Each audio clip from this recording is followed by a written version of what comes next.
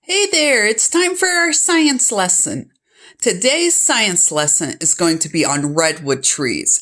Let me show you a picture here with me and the trees. I got to see some live redwood trees on a trip to California and see how huge they are. I look like a little midget up next to that tree. So let's take a look. The title of the lesson is called Tremendous Trees.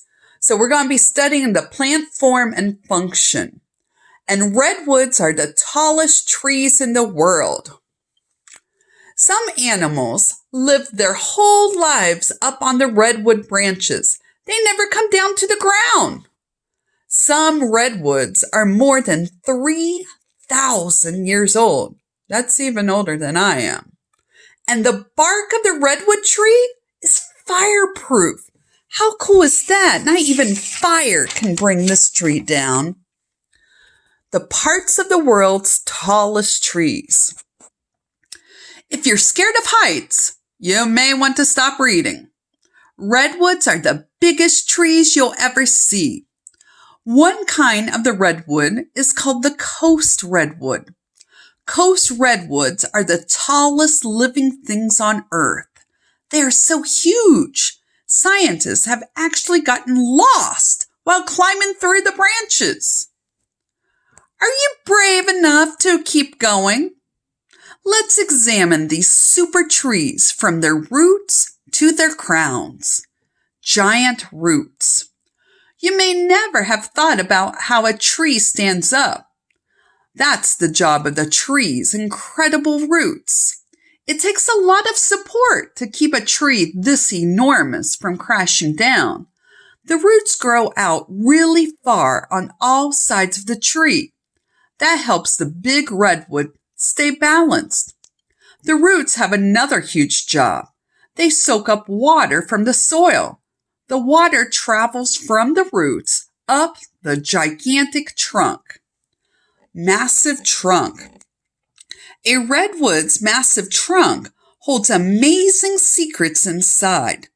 Bugs can harm some trees by eating them, but bugs don't eat the redwood trees. There is a chemical in the wood and bark that is harmful to insects. Let's take a look at this cool picture. This redwood is so thick a car can drive through it. The tunnel doesn't even hurt the tree. Yeah, that's not a little toy car. That is a real car driving through the center of the tree. Now, how big is that? Let's keep going. The trunk is also fireproof. That's because there is not much resin in it. Resin is a thick liquid that flows through trees and can catch on fire. Big branches, tiny leaves. To study the branches, scientists climb to heart-pounding heights. They may spend days up there. The branches are so sturdy, the scientists hang hammocks from them and sleep right there in the tree. Most of the parts of the redwood are massive, but its needle-like leaves are tiny. Each one is about the size of a grain of rice. Now that's small. But billions of these leaves work together to help make food for the whole tree. They do this in a process called photosynthesis.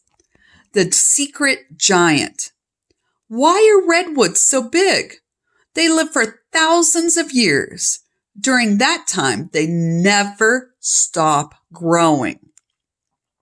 Scientists have named the tallest redwood in the world Hyperon, but they won't tell anyone where it is. They want to keep it safe so that it can live for many more years. Let's check out this picture.